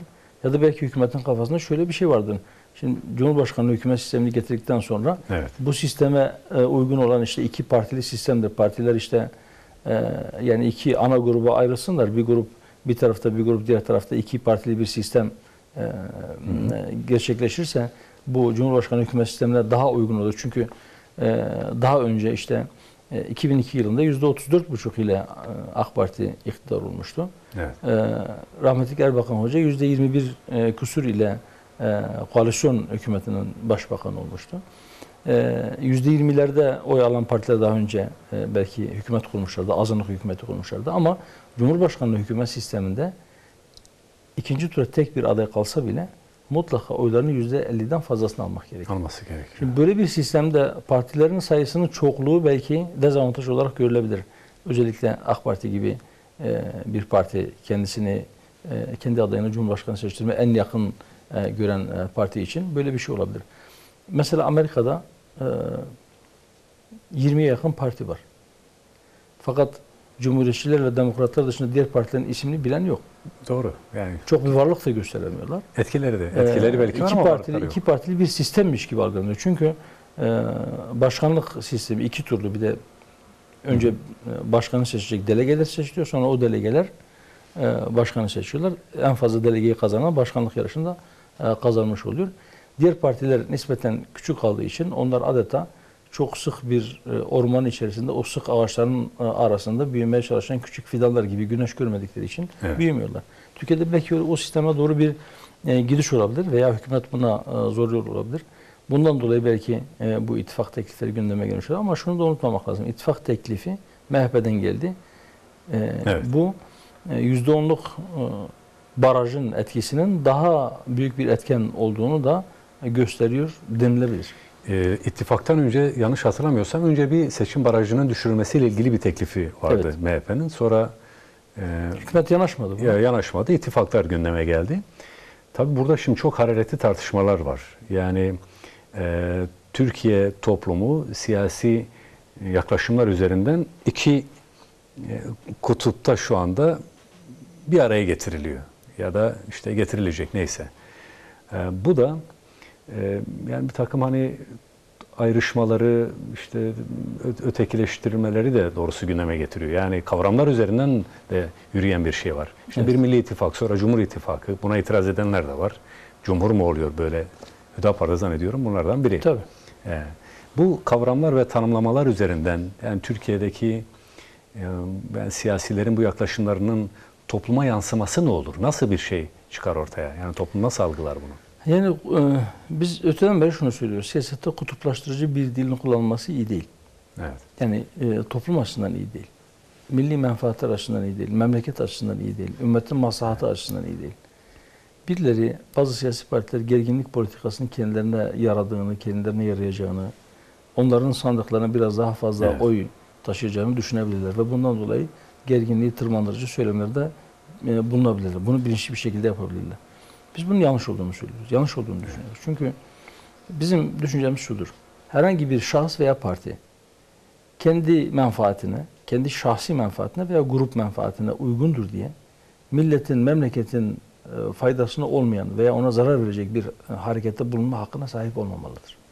Eğer böyle bir şey yaparsa o zaman ben millete hizmet etme yarışı için ben yola çıktım ve bu yarışı kazanırsam ben milletime hizmet edeceğim iddiası temelsiz kalır. Evet. Yani bir kere asıl olan milletin menfaati olmalıdır. Asıl olan ümmetin maslahatı olmalıdır. Yoksa kendi grup çıkarı için milleti kutuplaştırıp birbirine düşüren veya işte sosyal dengeleri bozan ya da toplumun huzurunu kaçıran hareketlerden memlekete bir fayda gelmeyeceği inancındayız. İsimlendirmelere gelince evet, bazı partiler kendi bulundukları çizginin çok doğru olduğunu veya en doğru olduğunu söyleyebilirler. Bunun hakları vardır. Evet. Ama tek doğru olduğunu söyleme hakları yoktur. Kendi tamamen söylediklerinin doğru olduğunu, kendileri dışındaki herkesin yanlış bir çizgide olduğunu iddia etme hakları yoktur. Veya bir tarafta olanların milli, diğer tarafta olanların gayrimilli olduğunu iddia etme hakkı yoktur. Birileri şahıs olarak gayrimilli bir duruş sergileyebilir. Birileri duruş olarak memleketin çok net bir şekilde zararına olan bazı söylemlerde, davranışlarda olabilir. Bu ayrı bir şey. Ama partilerin bütün olarak suçlanması, ihanetle suçlanması yanlış bir şeydir. Bir de cumhur dediğiniz şey halkın genelidir. %50 artı bir cumhur ise %50 eksi bir ne oluyor o zaman? Evet. Yani doğrusu bu cevap olmayan bir şeydir. Cumhur dediğiniz halkın tamamıdır. İki partiden cumhur olmaz. Veya %50 artı birden cumhur olmaz. Cumhur olmaz. Evet. Şimdi ben de Hüdapar üzerine bir şey sormak istiyorum. Tabii yani hani henüz seçimler erken yapılır mı, yapılmaz mı henüz net bir şey yok. Size bir teklif gelirse, diyelim ki şu anda işte bir AK Parti, MHP cephesi var. Öte tarafta henüz adı konulmamış olsa bile bir işte CHP, belki Saadet Partisi, İyi Parti gibi partiler duruyor. Hatta Saadet Partisi işte HDP ve CHP'ye de açık kapı bırakıyor. Yani kendi ifadeleri var. Hüdapar biz şunlarla asla ittifak yapmayız der mi bir siyasi parti için ya da bir taraf için? Ya da yaparsa hangi şartlarda ittifak yapar? Konuşuyor musunuz kendi aranızda bu tür şeyleri? Ya da erken mi buluyorsunuz? Dediğim gibi yani şu ana kadar henüz bizim gündemimize ittifak girmiş değil. Yani biz ittifak yapalım mı, yapmayalım mı, yaparsak kimlerle yapalım veya bu ittifakın şartları ne olur? Şu anda bunları konuşmak için çok erken. Evet. Şimdi diyelim ki bir Hüdapar oturdu, konuştu. Biz yetkili organlarımızı topladık. Mesela Genel İdare Kurulu'nda oturduk. Bu işin kararını almaya çalıştık. Ve bir karar çıktı. Filan partiyle ittifak yapabiliriz ve ittifak teklifi götürelim. Seçime dediğim gibi 20 ay var. Evet. Yarın bir gün o parti bizim prensiplerimize taban tabana zıt olacak bir şekilde bir davranış içerisine girerse biz oturup ya biz bu kararımızı almıştık ama işte şundan dolayı bu kararı geri aldık dersek ne kazanacağız veya nereye varmış olacağız? Şunu da ayırmak lazım. Evet. Partiler arasındaki siyasi ittifak ile seçim ittifakı da birbirinden çok farklıdır. Nasıl yani? Yani Seçim mesela ittifakı. diyelim ki siyasi bir ittifak nasıl olur? Herhangi bir siyasi partiyle, herhangi bir grup ile bazı ortak hedefler için birlikte çalışabilirsiniz. Ortak bir zemin vardır, ortak hedefler vardır. Birlikte bir çaba ortaya koyarak o hedeflere, ortak hedeflere varma noktasında siyasetin güç birliği yapabilirsiniz. Katkı amaçlı. Katkı veya o hedefe ulaşmaya, kendi Evet. siyasi hedeflerine ulaşmak. Seçim ittifakları ise apayrı bir şeydir. Görüşleri birbirine uymayan, Evet. görüşleri birbirine uzak olan, birlikte yol yürüyemeyecek olan bazı partiler de seçimin işte Türkiye gibi %10 seçim barajı var biliyorsunuz. Evet. Çok yüksek seçim barajı olan memleketlerde o barajı aşmak için partiler sadece bu nedenle de ittifak yapabilir. Yani bu yasal Evet. ama hukuki olmayan ama adil olmayan barajı aşmak için de bazı İttifak ittifaklar yapabilir. Türkiye siyaset tarihinde bu tür ittifaklar olmuştur. Daha önce mesela işte o zamanki işte Refah Partisi ve o zamanki Milliyetçi Çalışma Partisi, şimdiki MHP'nin Yani bu 90'lı yıllarda zannediyorum öyle bir ittifak oldu. evet SLF'i 1991 seçimlerinde Islahatçı Demokrasi Partisi ile birlikte 3 parti birlikte barajı aşabilmek için ittifak yaptılar. Fakat her birisinin kendi adayları seçimden hemen sonra kendi partilerine geçtiler ve ayrı ayrı gruplarda, ayrı ayrı sandalyelerde mecliste faaliyetlerini sürdürdüler. Yine biliyorsunuz daha önce işte SHP, HADEP, Evet. yanılmıyorsam o zamanki ismi HADEP'ti. Yine HADEP, SHP liselerinden seçime girerek seçim ittifakıyla meclise gitmişti. Bunun örnekleri var. Bu ayrı bir şey. Yani barajı aşmak için o siyasi ittifaklara katılma. İkisi arasında nitelik farkı da var. Fakat dediğim gibi henüz erken olduğu için biz şu anda Evet.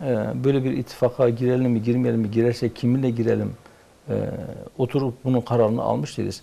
Fakat biz tavanımıza sorduk. Yani ittifaklar için ne düşünürsünüz? İttifak olacaksa kimlerle olabilir? Evet. Buna ilişkin tabanımıza sorduk. Onların cevaplarını aldık.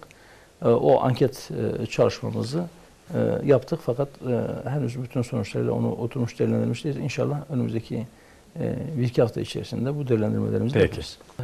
Yani aslında Suriye'deki iç savaşın, o iç karışıklığın başlaması zamanına göre şu anda en azından çatışan grupların sayısında bir azalma var. Çatışmaların hızında da bir azalma var.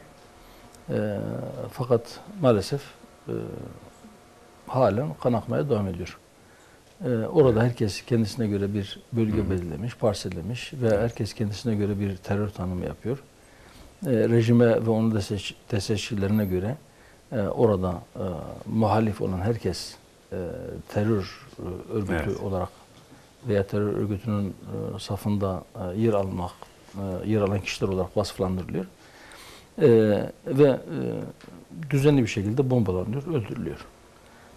Doğu Guta belki hem Şam'ın çok yakınında olması, Şam'ın banliyösü olması nedeniyle rejimin çok tedirgin olduğu yerlerden bir tanesi. Yani başkentin bu kadar yakınında muhalefetin etkili olduğu bir yerin varlığına tahammül edemiyor. O yüzden çok uzun bir süredir muhasara altında. Evet.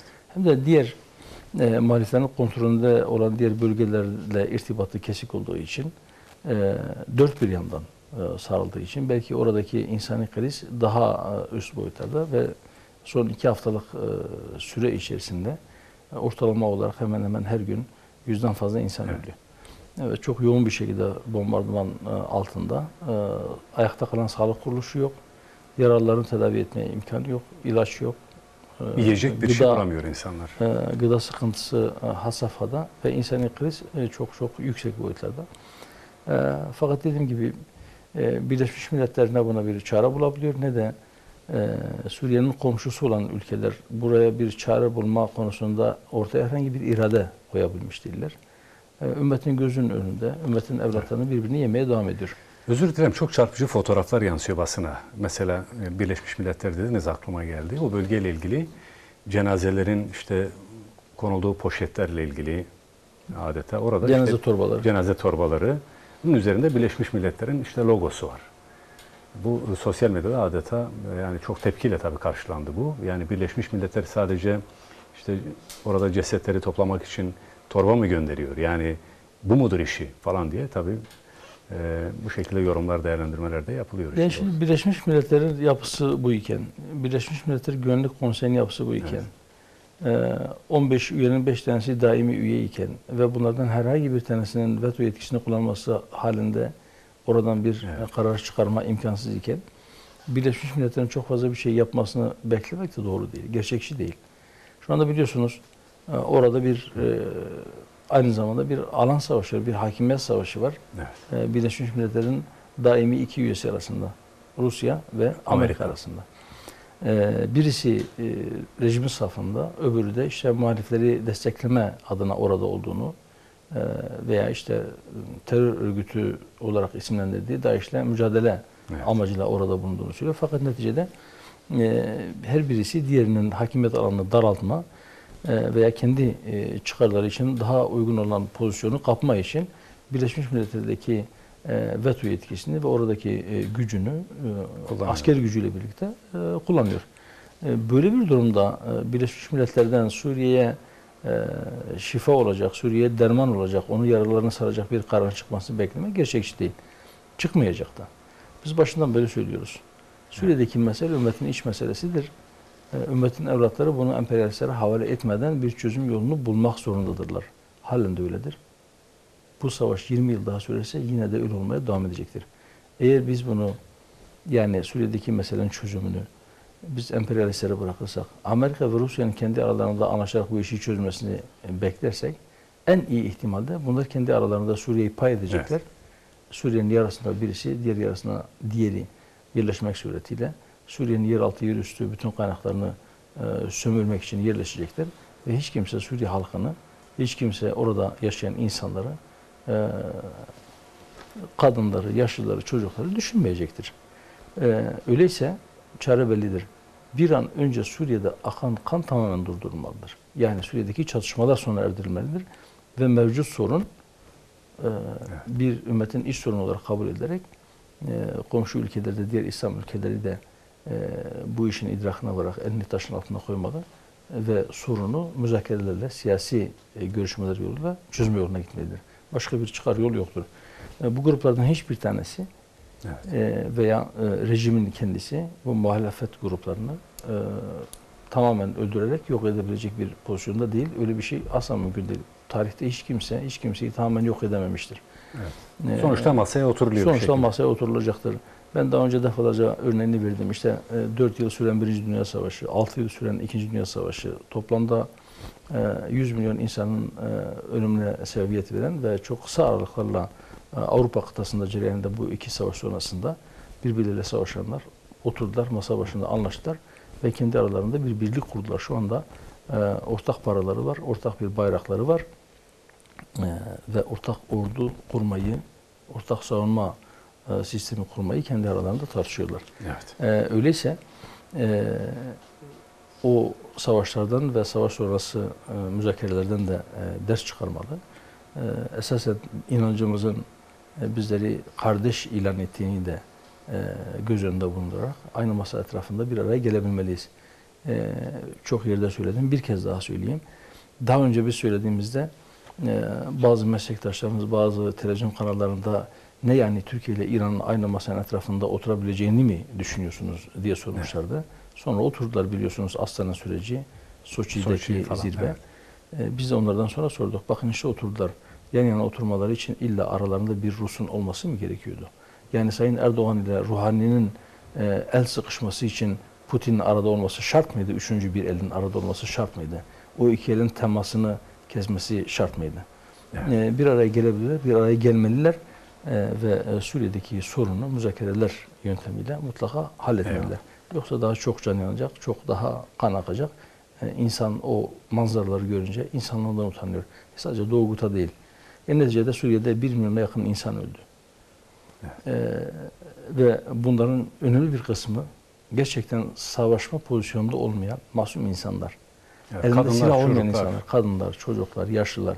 Bunların aralarında açlıktan ölenler var. Bunların aralarında yarası çok ciddi olmadığı halde ilaçsızlıktan ölenler var. Bunların aralarında savaşla ilgisi olmayan hastalıklardan dolayı ölenler var. Yani evet, savaş başladı mı her yönüyle etkiliyor. Evet, yani savaş bir bilgisayar oyunu değil. Evet. Bir yerde savaş başlayınca, hele bu savaş iç savaş olduğunda çok büyük acılar yaşanıyor. Bunun örneklerini dün Irak'ta gördük, bugün Suriye'de görüyoruz. İnşallah yarın başka bir yerde görmeyiz. İnşallah. Şimdi tabii Suriye ile ilgili çok konu var ama bu bir vicdan konvoyu. Basından takip etmişsinizdir muhtemelen. Suriye cezaevlerinde, zindanlarında, rejimin zindanlarında binlerce kadın var. Evet. Ve bu kadınların yaşadıkları ile ilgili öyle şeyler yansıyor ki biz aslında bir Irak'ta, işte Ebu Kureyb'de ya da başka yerlerde olup bitenleri yaşadık, gördük. Oradan işte Nur bacımızın gönderdiği mektupları daha dün gibi hatırlıyoruz. Suriye'de de benzer tablolar var. Yani binlerce, bunların işte içinde çocuk yaşta olanlar var, yetişkinler var, neneler var. Bunlara yapılan muameleyle ilgili yansıyanları okurken bile insanın hakikaten dayanması çok zor şeyler. Şimdi bunlarla ilgili dünyanın dikkatini buraya çekmek için bir organizasyon başlatıldı ve İstanbul'dan bugün harekete geçildi. 8 Mart işte Dünyada Kadınlar Günü olarak biliyorsunuz biliniyor. Hatay'da bir basın açıklaması yapılacak. Yani bu vicdan konvoyu ile ilgili sizin değerlendirmeniz nedir? Dünyanın herhangi bir yerinde yapılan vicdansızlıklara dikkat çekmek, kamuoyunu bu konuda harekete geçirmek veya duyarlı hale getirmek için bir çaba ortaya koymak değerlidir elbette. Şimdi siz az önce işte o manzarayı anlatırken doğrusu benim aklıma Zeynep Gazali'nin Zindan Hatıraları geldi. Evet. Ben o kitabı gençlik yıllarında, lise çağlarında okurken ağlamıştım. Tutamamıştım kendimi. Gerçekten insan o manzaraları gördüğünde veya duyduğunda ya da okuduğunda insan insanlığından utanıyor. Ve insan şunu görüyor. İnsan bir kere insanlıktan çıkmaya görsün. Çıktı mı onun için durak yoktur. Yeryüzünde insan kadar vahşi bir yaratık yoktur. Evet. İnsanlıktan çıkan bir beşerin yapamayacağı kötülük yoktur. Gerçekten insanın içini acıtıyor. İnsanı insanlığından utandırıyor. Ben bu konuda işte ortaya bir çaba koyup bu konuda bir duyarlılık oluşturmaya çalışan, dikkati oraya çekmeye çalışanlara yapabildikleri her neyse yapabileceği şeyi ortaya koyan bütün insanlara, bütün vatandaşlarımıza teşekkür ediyorum. Allah kendilerinden razı olsun. Eyvallah. Dilerim bu yaptıkları çalışma, bu çaba oradaki insanların mazlumiyetini, mağduriyetini, yaşadıkları vahşeti dünya kamuoyunun gündemine getirir ve başta İslam ümmeti olmak üzere bu konuya duyarlı herkes ben hala insanım ve insan kalmaya niyetliyim, bundan sonra da insan olarak kalmaya devam edeceğim diyen herkes bu konuya eğilir ve bu insanların bu mağduriyeti, yaşadıkları vahşet son bulur diye temenni ediyorum. Fakat doğrusu çok ümit var da değilim. Yani bu tip çabalarla bitecek mi? Oradaki insanlar serbest mi kalacak veya yapılan vahşetler son mu bulacak? Onlara yapılan zulümler bitirilecek mi? Veya en azından o kadar kötü muamele görmeyecekler mi? Doğrusu o zalimlerin bu konuda geri adım, yani böyle bir çalışmaya geri adım atmaları da çok kolay değil. Fakat kim ne yapabilirse, yani karınca misali. Her şeye rağmen bir şey ortaya koymak bir şeyler gerekiyor. Ortaya koymak, yapabileceğimiz şeyleri yapmamız gerekiyor. Bu da bize borçtur. Eyvallah. Şimdi bu Afrin özelinde de bir şey sormak istiyorum. Türkiye 20 Ocak'tan itibaren bölgeye bir operasyon başlattı ve devam ediyor. Şimdi onunla ilgili yeni şeyler yansıyor. Basına deniliyor ki o bölgede işte bir bölge, bir güvenli bölge oluşturulacak ve Türkiye'deki mültecilerden oraya peyderpey dönüşler başlayacak. İşte belki de yüz binlerce insanın kalabileceği büyüklükte kamplar, yaşam alanları oluşturulacak. Yani ana hedeflerden bir tanesi de bu olduğu söyleniyor. Türkiye'nin o bölgeye yönelik bu hamlesini Suriyeliler başta olmak üzere, tabii Türkiye'nin sınır güvenliği ve benzeri güvenlikle ilgili diğer problemlerini, endişelerini bertaraf edebilecek bir sonuç doğurur mu, yoksa bir çıkmaz mıdır şu anda? Nereye varır bu operasyonla ilgili düşünceniz? Yani doğrusu Suriye'den savaş nedeniyle göç etmiş insanların Suriye içerisindeki güvenli bölgelere yerleştirilmesi bir çıkmaz değil. Belki çözüm yollarından bir tanesi. Evet. Hani birileri şöyle bir itirazda da bulunuyor. Bazı şehirlerin demografik yapısı değiştirilecek diye endişe ediyor. Evet. Olabilir. Bazı şehirlerin demografik yapısı bu şekilde değişebilir ama şu anda zaten 5 milyonu aşkın bir nüfus Suriye'den göç etmişse, göç ettikleri yerleri boşaltmışsa, evet, bazı yerlerdeki nüfusun %80'i 90'ı orayı terk etmek zorunda kalmışsa zaten demografik yapı değişmiştir. Kendi topraklarına, kendi yaşadıkları köylere yakın bir yerlerde onların iskan edilmesi, onların, evet, oraya nakledilebilmesi, belki kendi arazilerini veya en azından kendi memleketlerindeki arazilerden, bağ bahçelerden yararlanmak suretiyle kendi geçimlerini temin etmeleri noktasında da bir kapı açabilecektir. Fakat bunların hepsi geçici çözümlerdir. Evet. Asıl çözüm Suriye'de akan kanın durdurulmasıdır. Suriye'deki çatışmaların tamamen bitirilmesidir ve sorunların dediğim gibi siyasi yöntemlerle, müzakerelerle çözüme kavuşturulmasıdır. En azından bu yöntemle bu şekilde çözüm aranmasıdır. Çatışmalar devam ettiği müddetçe evet, herkes kendine göre bir çözüm önerisi belki getirebilecektir ama bunların hiçbir tanesi nihai çözüm olmayacaktır. Evet. Bakalım zaman neyi gösterecek? Yani tabii arzumuz bir an önce, sizin de temenninize katılıyoruz o açıdan. Yani Müslümanlar sadece Suriye değil, bugün mesela Yemen çok gündemimize bile girmiyor çoğu zaman. Yani gündemimize girmiyor derken Filistin biz konuşuyoruz ama yani dünyanın ne kadar gündemi? Geçen gün işte yani basına yansıyan, evet, haberlerden bir tanesi Siyonistler zirai ilaçlama uçaklarıyla, evet, Gazze'deki ekinlerin üzerine içeriği tam olarak bilmeyen, ne olduğu bilmeyen ilaçlar püskürtüyorlar. Yani çok yönlü bir kuşatma var aslında. Evet, düzenli olarak bombalıyorlar. Düzenli olarak yeni yerleşim yerleri işgal ediyorlar.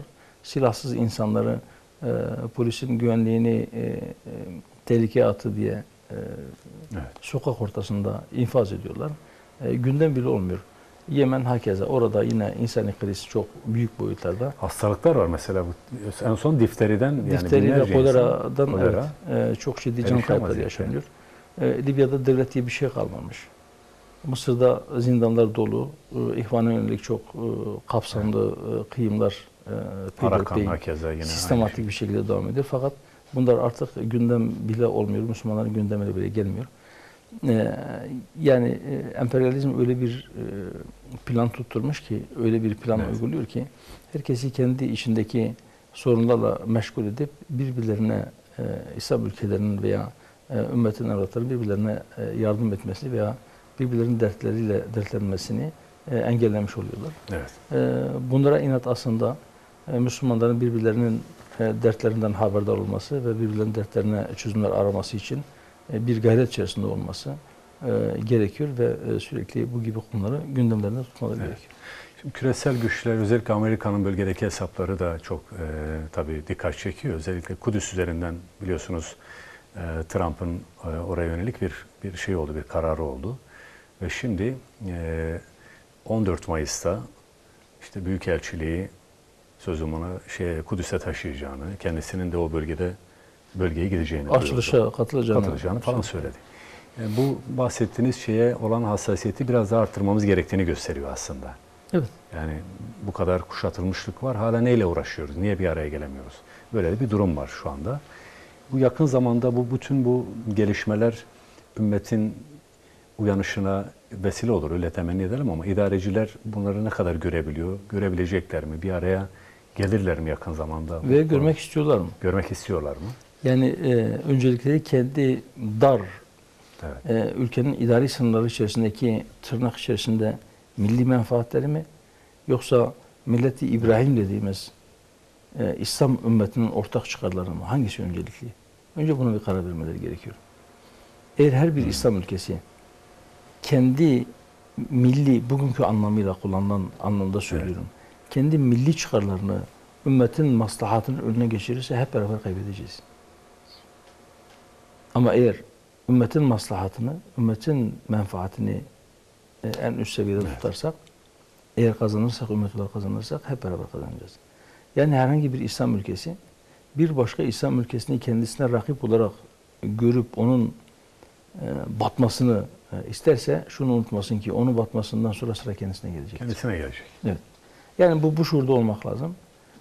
Eğer ümmet bir araya gelirse, eğer ümmet birlik olursa o zaman bir güç olacaklar. O zaman emperyalistlerin tasallutundan, onların boyunduruğundan kurtulacaklar. Ve ben öyle inanıyorum ki o zaman kendileri kurtulduktan sonra dünyanın diğer mazlum milletleri, farklı inançlara mensup mazlum milletlerin de kurtuluş ümidi haline gelecekler. İnşallah o günler çok uzak değildir.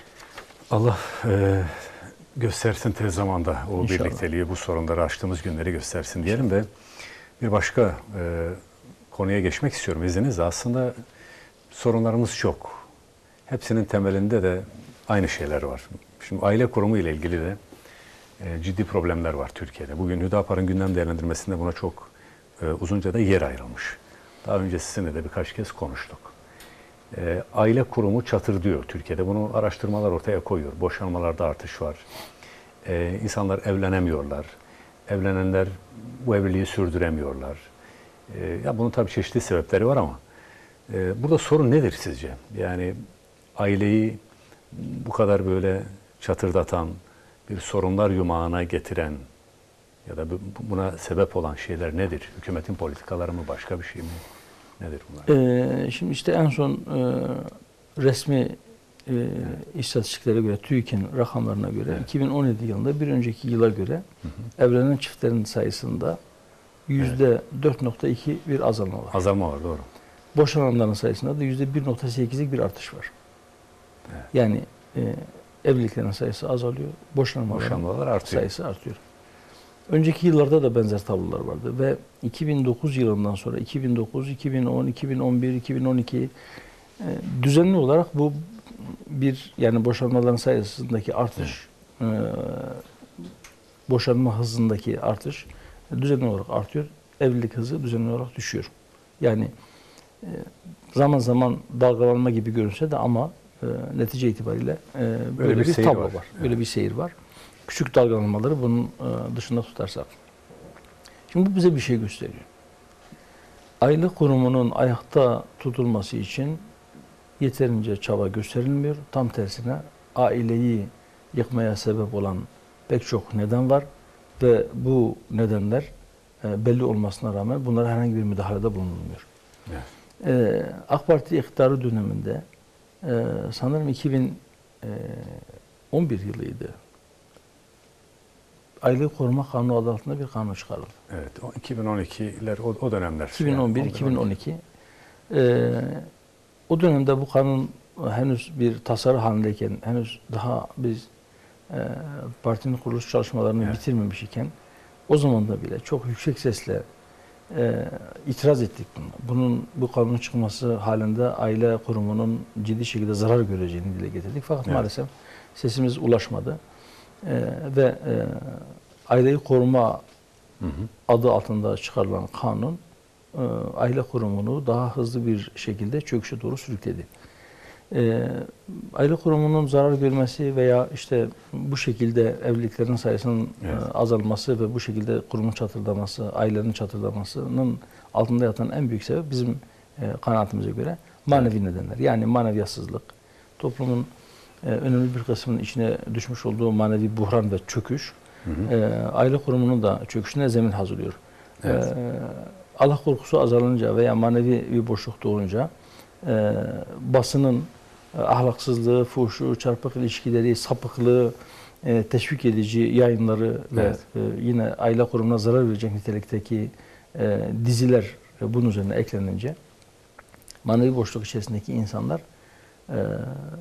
sadakatsizlik ve işte aldatmalar noktasında veya aile kurumuna zarar verecek davranışlar konusunda biraz daha cesur olabiliyorlar ve bu da aile kurumuna ciddi şekilde zarar veriyor.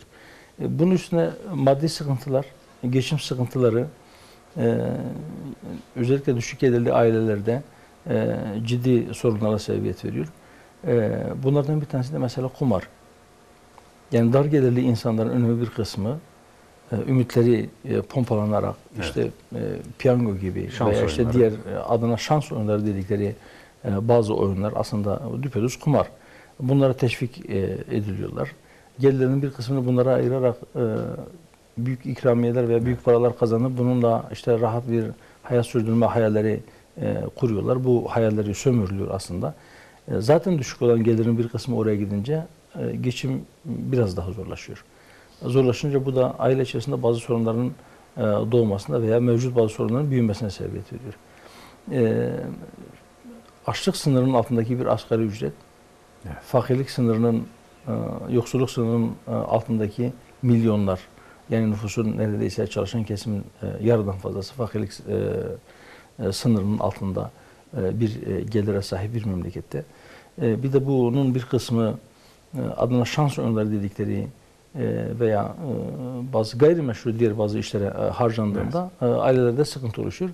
Şimdi bunları gidermesi gereken hükümet çıkıp işte biz yasal şans oyunlarını cazip hale getirecek tedbirler üzerine çalışıyoruz. Buna ilişkin düzenlemeler yapacağız diyebiliyor. Böyle bir memlekette yani manevi boşluk var, maddi sıkıntılar had safhada, insanlar evlenmekten korkuyor. Evlenirse aileyi geçindirebilecek miyim diye endişe taşıyor. Yani rızık korkusu yaşıyor. Evlilik zorlaşmış. Evliliğin hemen başında çok büyük rakamların harcanması gerekiyor. Böyle bir gelenek oturmuş. İşte ayrı ev, bütün eşyalar hemen ilk günden taslanan olsun şeklindeki bir yaklaşım evlilik sayısını düşürüyor. Dediğim diğer sorunlarda boşanma sayısını artırıyor. Evet. Bu şekilde aile kurumu çatırlıyor. Allah muhafaza. Çözüm de yanlış yerde biraz. Şimdi bu Aileyi Koruma Kanunu 2012 Mart ayında geçmiş. Avrupa'dan bunlar esinlenerek getiriliyor bu kanunlar Türkiye'ye. Evet. Şimdi bu toplumun bir inancı var, bir örfü var, bir geleneği var, bir aileye bakışı var. Bunların hepsini bir kenara bırakıp eşleri sanki iki ortakmış gibi birinin işte matematiksel hesaplarla işte bunun şu katkısı budur, bu kadar ortaktır. Dolayısıyla bunun zararını biz böyle tazmin edelim. Yani maddi şeyler üzerinden bir yoğunlaşma var. Bu biraz bunun sonucu herhalde. Yani sadece öyle değil. Aslında aileyi koruma adına veya aile içerisinde dezavantajlı pozisyondadır diye kadını ve çocuğu koruma adına aslında en küçük bir tartışmada, aile içerisindeki en küçük bir tartışmada polisi ve adliyeyi işe müdahil etme meseleyi büyütüyor. Belki o aradaki tartışma veya aradaki küçük sürtüşme veya küçük sorunlar aile büyüklerinin araya girmesiyle veya işte çevrede hatırı sayılır bir iki kişinin araya girmesiyle çok kolay bir şekilde aşılabilecek bir sorun iken devletin, adliyenin o soğuk yüzü, karakolun o resmi tavrı araya girince mesele içinden çıkılmaz bir hale geliyor. Biz yakın bir gelecekte yazılı olarak bunu kamuoyuyla paylaşacaktı ama madem sordunuz burada ben şimdi en azından özet olarak açıklayayım. Bizim şöyle bir öneri yapma konusunda bir hazırlığımız var. Diyoruz ki çatırdayan, yıkılmaya yüz tutmuş veya o tarafa doğru giden veya öyle olduğu zannedilen aileleri korumak için, kurtarmak için, onu ayakta tutabilmek için, tamir edebilmek için bir çaba içerisinde olmak gerekir. Boşanma davası açmış veya boşanma davası açmaya hazırlanan eşlerle ilgili olarak hükümet şöyle bir çalışma yapabilir, böyle bir yasal düzenleme yapabilir. Şu anda mesela iş davalarıyla ilgili uyuşmazlıklarda iş mahkemeleri diyor ki önceki bir arabulucuya gidin. Aynen. Arabulucuya müracaat edin. Eğer siz anlaşamazsanız o zaman gelin mahkemeye dava açın. Şimdi biz de diyoruz ki benzer bir sistem, benzer bir mekanizma boşanma davaları için de kurulabilir. Müftülüklerin bünyesinde, içinde psikologların ve sosyologların da olacağı, din adamlarının da olacağı komisyonlar oluşturulsun. Sivil toplum kuruluşları da buraya bir katkı sunsun. Boşanma için mahkemeye müracaat eden veya boşanma hazırlığı yapan eşler önce oraya gitsinler.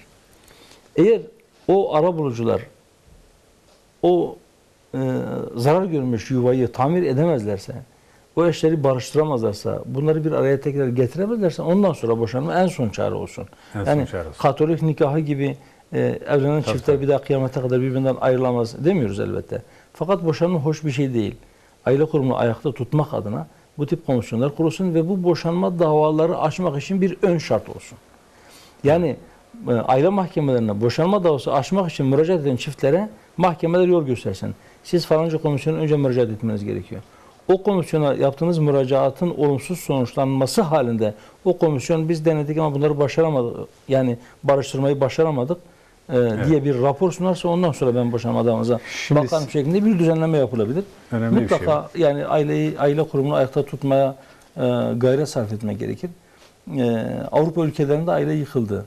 Aile yıkılınca nüfus artışı durdu. Nüfus şimdi çok ciddi şekilde yaşanıyor ve nüfus azalmaya başladı. Evet.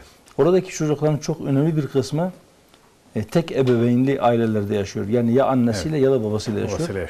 Ve bazı memleketlerde, bazı Avrupa ülkelerinde nüfus kaydında baba adı hanesi boş olan çocukların sayısı neredeyse %50'yi bulmuş. Hatta bazılarında belki %50'yi geçmiş. Şimdi böyle bir toplum ayakta kalamaz. Bu tam olarak çöküştür. Eğer nesil birbirine karışırsa yarın kimin kiminle evlendiği belli olmaz. Böyle bir toplumda normal insanların sayısı gittikçe azalacaktır ve anormal insanlar, yani psikopat insanlar, psikolojik olarak anormal insanlar veya biyolojik olarak anormal insanların sayısında bir patlama yaşanırsa bu bütün dünyanın başına da bela olacaktır. Eğer Türkiye o duruma düşmek istemiyorsa Avrupa'dan ithal ettiği yasalarla değil. Evet. Sizin de söylediğiniz gibi kendi örfüne, kendi inancına, kendi kültürüne uygun yasalarla bu toplumu idare etmek zorundadır. Bunlar için de yani bunu yaparken belki en fazla ihtimam göstermesi gereken hususlardan bir tanesi de aile kurumunun korunmasıdır. Neslin birbirine karışmasının engellenmesidir. Evet. Hükümetin varlığının, devletin varlığının en önemli sebebi makasıdır. Evet. Şeriat dediğinden bu 5 temel emniyeti temin etmektir. Devletin varlık nedeni budur. Olması gereken şey budur. Nedir bunlar? Vatandaşın can emniyetini, mal emniyetini, din emniyetini, akıl ve nesil emniyetini sağlamak zorundadır. Siz bunları sağlamazsanız sizin var olmanızın bir gereği de yoktur. Yani eğer kaotik bir ortamda kim kimi isterse öldürecekse, kim kimin malını gasp ederse onun yanına kalırsa, evet, insanlar kendi dinini yaşayamayacaksa, nesil birbirine karışacaksa ve akıl emniyeti emniyet altında değilse o zaman devlet denen organizma niçin var ki? Bu 5 temel emniyet altında olması gereken 5 temel şeyden bir tanesi nesildir. Neslin mutlaka korunması gerekir. Neslin korunması için de ailenin korunması gerekir. Devletin en temel vazifelerinden bir tanesidir. Mutlaka bu konuda yasal bazı değişiklikler olmalı. Başta aile koruma kanunu olmak üzere bir de aileyi yıkıma götüren yayınların pervasızca yapıldığı bir memlekette radyo televizyon üst kuruluna da çok önemli görevleri düşüyor. Aile içerisindeki çarpık ilişkileri dizi filmlerde olağan bir şeymiş gibi körpe dimağlara işleyen kanallar evet, yani eğer uyarı yetmiyorsa gerekirse kapatılmalıdır. Yani çok ciddi bir şey aslında. Mesela tabii Türkiye'de ki senede yanlış hatırlamıyorsam 150-200 tane dizi çevriliyor. Bunların neredeyse tamamına yakınının konusu aynı. Yani ve bu dizilerde, filmlerde bizim örfümüze, inancımıza hiç de uymayan takım şeyler, yani senaryolar bu topluma izlettiriliyor. Bilinçli yapılıyor tabii. Bunlar aslında yani aile bir bazen operasyonlar yapıyorduk ki işte falanca yerde bir örgüt tespit ettim. Bu örgüt işte devleti yıkmaya hazırlanıyor. Veya işte hükümeti yıkmaya hazırlanıyor. Ya da işte toplumu bilmem ne yapmaya çalışıyor. Şimdi herkes emin olarak bilsin ki aile kurumunu çökertmeye yönelik yapılan her hareket bu memlekette atılmış bir atom bombasından çok daha tehlikelidir. Yani bırakın öyle bir pazarda, bir meydanda, bir istasyonda, bir otobüs durağında patlayan bir canlı bombanın yüzlerce, binlerce katı daha fazla zarar verir bu memlekete. Bunun bilinmesi lazım. Yani o zarar illa insanların ölmesi veya mallarının zarar görmesi şeklinde değil. Evet. Eğer aile kurumu çökerse bütün bir millet zarar görür. Gelecek millet çökecek. olarak çöker. Tabii, tabii. Gelecek kararır. Gelecek Yani kararırsa bir aile bakanlığının olması güzel bir şey. Bir aile bakanlığının olması güzel bir şey ama bunun altını dolduramazsak mesela ama Aile Bakanlığı aileyi korumalı, ailenin altına oymamalı. Evet, yani şu tabii. andaki uygulamaların bir kısmı evet. aileye destek olurken diğer bir kısmı ailenin altına uyuyor. Şimdi mesela çok şeyler yansıyor. Özellikle yani bu şiddetle ilgili meseleler. Hani ben aile içi şiddet kavramına da çok karşı biriyim işin doğrusu. Yani aile içi şiddet, aile içi şiddet diye bir şey yoktur kanaatime göre. Yani burada şiddet uygulayan biri varsa yani onu bir şekilde ıslah etmek lazım. Ama bunu işte bir aile içi şiddetle sürekli dillendirmek de toplumun zihinlerini bulandırmaktan başka bir şey getirmiyor görebildiğim kadarıyla. Yani burada mesela işte uygulamalar kocayı evden uzaklaştırma gibi uygulamalar daha çok dikkat çekiyor. Şimdi yani bizim örfümüzde, bu toplumun mayasında yani bunlar alışıldık şeyler değil. Evet yani ciddi bir zarar verme durumu varsa tabii ki müdahale edilmelidir. Ama en ufak şeyde aileyi birbirinden koparacak yöntemler devreye giriyorsa zaten bu saldırıların büyük kısmı da bu tiplerden çıkıyor. Evet. Evinden uzaklaşıyor adam. Çocuğunu göremiyor. İcabında belki görüşecek, konuşacak, belki düzelecekken bir bakıyorsunuz iş daha da büyümüş. Yani bu onu tetiklemiş. Şimdi biraz Yetiştirecekken ayrıştırmış. Şimdi her ailede bazı sorunlar yaşanabilir. Evet.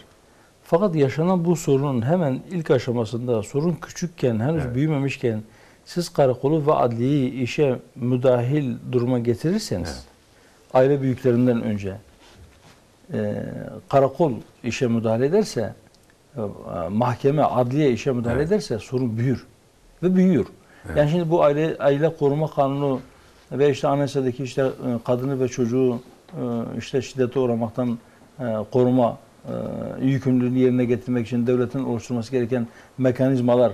Bunlar işte bu kanunlar çıktıktan, bu mekanizmalar oluşturulduktan sonra aile içi şiddet, o hani karşı evet. dediğiniz olay azaldı mı, arttı mı? İstatistiklere bakalım. Yani eğer bu kanun çıktıktan sonra eğer şiddet artıyorsa, eğer bu kanun çıktıktan sonra boşanmaların sayısı artıyorsa, eğer bu kanun çıktıktan sonra eşler arasındaki kavgalar artıyorsa o zaman siz ateşe su değil benzin dökmüşsünüzdür. Kendi yaptığınızı gözden geçirmeniz gerekir. Bizim söylediğimiz şey budur. Eyvallah.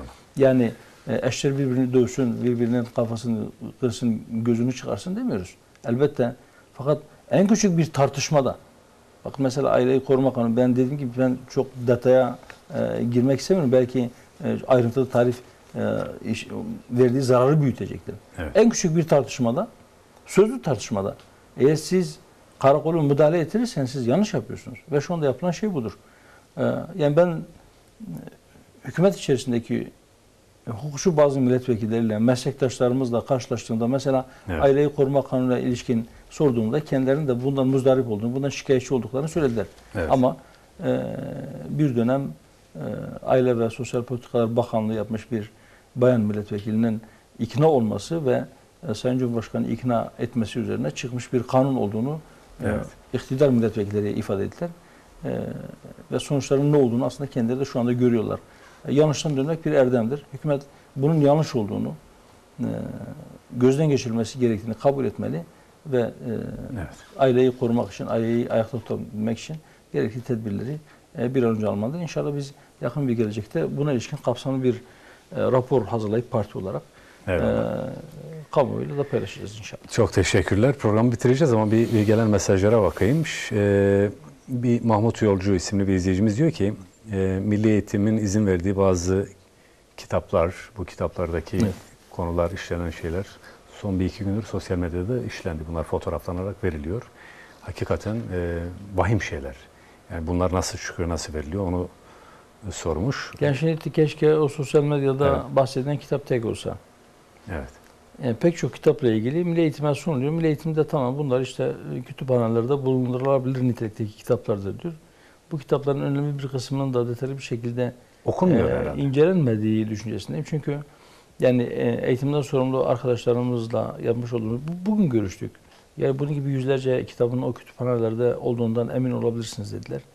Evet. Maalesef yani hem okullarda bu bahsettiğimiz evet. zararlı yayınlar sadece şeyde değil, işte televizyon dizilerinde değil.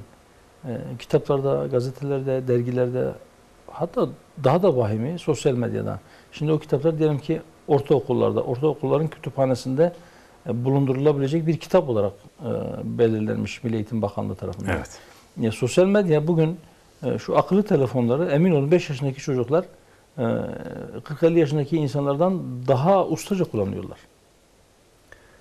Yani aslında bir günah makinesine de dönüşebiliyor bunlar. Her bir akıllı telefon, her bir tablet, her bir bilgisayar bugün yani sosyal medya hesapları üzerinden herhangi bir kayıt, herhangi bir kısıtlamayla karşılaşmaksızın 5 yaşındaki bir çocuk her türlü zararlı içeriğe ulaşabiliyor. Yani okuma yazma bilmeyen çocuklar sadece görsel materyallerle mahvedilebiliyor. Şimdi buna bir tedbir alınması gerekir. Eğer birisi sosyal medya hesabı üzerinden devlet büyüklerine veya devletin bazı kurumlarına hakaret içerikli bir paylaşım yaptığında onun hesabı hemen askıya alınabiliyorsa veya o hesaba erişim engellenebiliyorsa o eski tabirle muzır bir neşriyat yapan veya gelecek nesillerin ahlakını veya işte psikolojisini, insani yapısını tahrip edecek nitelikte içerikler niye müdahale edilmez? Niçin müdahale görmüyor? O hesaplara erişim niçin engellenmiyor? Doğrusu bunu bizim anlamamız mümkün değildir. Hiçbir kayıt yok. Hiçbir şekilde. Evet. Hiçbir sınırlama yok. Hiçbir filtre yok. Maalesef. Ve bu ciddi şekilde tehlike çanlarının, alarm zillerinin çalmasına en azından bizim için böyle görünüyor. Bizim için çalıyor. Yani biz o zillerin sesini duyuyoruz. Ama birileri bundan şikayetçi bile olmayabilir. Hatta birilerinin çok hoşuna da gitmiş olabilir. İşte biraz önce bahsettiğiniz Faruk Beşer Hoca'nın hastanelerin o yoğun bakım ünitelerinde kadın erkek bütün elbiselerinden tecrit edilerek aynı odada yatırılmasına yapmış olduğu itirazı hedefe koyanlar da aslında toplumun yapısının bozulmasını, toplumun ahlakının tamamen çökmesini veya maneviyatının yok olmasını isteyenler bilinçli bir şekilde bunu yapıyorlar. Belki o tip içerikleri de bu tip insanlar, bu zihniyetteki yaratıklar bilinçli olarak yayıyorlar. Yayıyorlar ve üstelik buna sahip çıkıyorlar. Hatırlarsanız işte dokunmayın diye pankartlarla yürüdüler yani. Ya bu şunu gösteriyor, programda bitireceğiz ama yani ahlaklı insanların, ahlakı savunan insanların seslerinin ve sözlerinin de gür çıkması gerekiyor. Yani aksi halde toplumun gidişatı iyi değil. Allah muhafaza etsin diyelim. Bu saldırıların bir amacı da yani aslında doğru tarafta olan, doğruyu, ahlaklı olmayı, dürüst olmayı, topluma faydalı olmayı savunan insanların suçluluk psikolojisiyle geri çekilmesini temin etmeye yöneliktir. Bu oyuna gelmemek lazım. Cesurca bu ahlaksızlıkların ve bu ahlaksızlıkları teşvik edenler üzerine gitmek lazım.